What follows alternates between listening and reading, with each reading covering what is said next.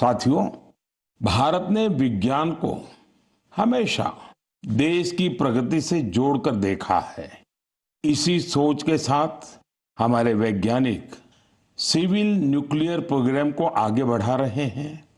उनके प्रयासों से यह कार्यक्रम राष्ट्र निर्माण में अहम योगदान दे रहा है।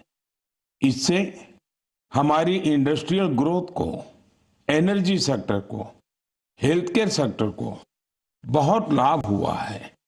खेती किसानी से लेकर आधुनिक इनोवेटर्स को भी भारत के सिविल न्यूक्लियर प्रोग्राम ने बहुत मदद की है। साथियों, कुछ ही दिन पहले हमारे न्यूक्लियर साइंटिस्ट ने एक और बड़ी उपलब्धि से भारत का गौरव बढ़ाया है। तमिलनाडु के कलपक्कम में फास्ट ब्रीडर रिएक्टर ने क्रिटिकलिटी हासिल कर ली है। दरअसल क्रिटिकलिटी वह स्टेज है जिसमें रिएक्टर पहली बार self sustaining nuclear chain reaction में सफलता हासिल करता है। इस स्टेज का मतलब है रिएक्टर का ऑपरेशन फेज में पहुंचना। भारत की न्यूक्लियर एनर्जी जर्नी में एक ऐतिहासिक माइलस्टोन है। और बड़ी बात यह भी कि परमाणु रिएक्टर पूरी तरह स्वदेशी तकनीक से निर्मित है। साथियों, इसे ब्रीडर रिएक्टर क्यों कहते हैं, इसके पीछे भी एक वजह है।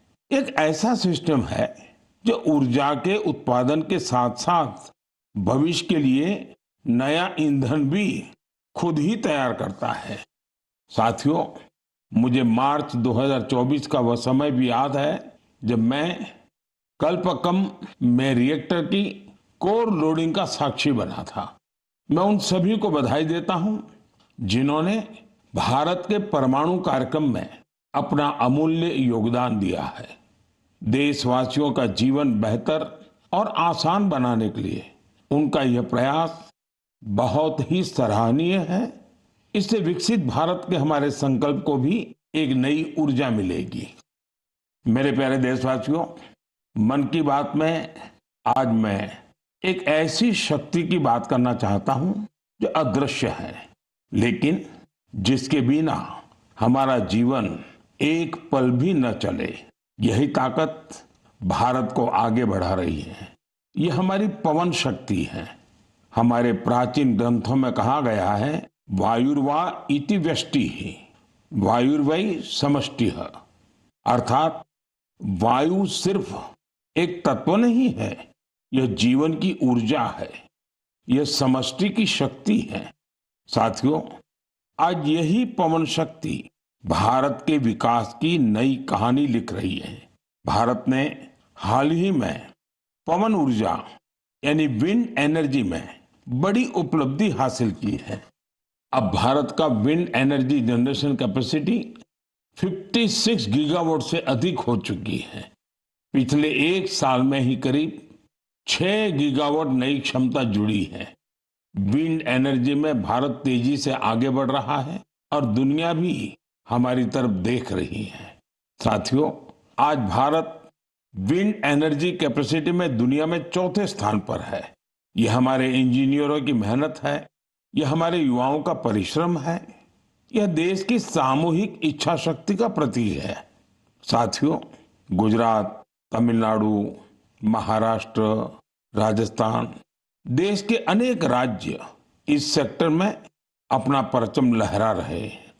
गुजरात के कच्छ, पाटन, बनासकांठा जैसे क्षेत्र जहां पहले सिर्फ रेगिस्तान नजर आता था, आज वहां बड़े रिन्यूएबल एनर्जी पार्क बन रहे हैं।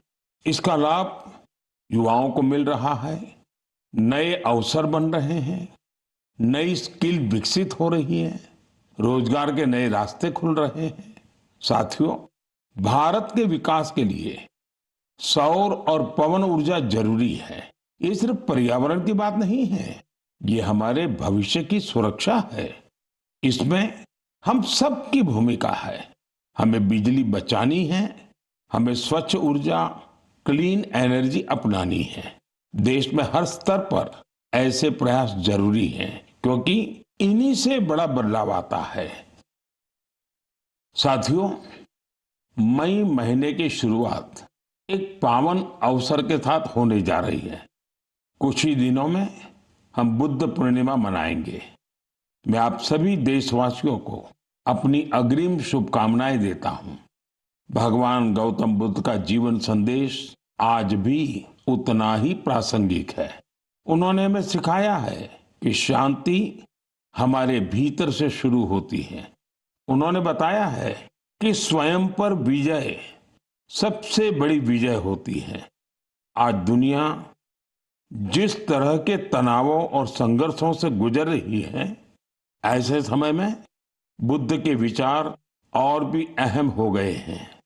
साथियों, दक्षिण अमेरिका के चिली में एक संस्था भगवान बुद्ध के विचारों को आगे बढ़ा रही है। लद्दाख में जन्मे ड्रपपोन ओजेर रिनपोचे के मार्गदर्शन में काम हो रहा है। ये संस्था ध्यान और करुणा को लोगों के जीवन से जोड़ रही है। कोची गुआज घाटी में बना स्तूप लोगों को शांति का अनुभव कराता है। वाकई यह देखकर गर्व होता है।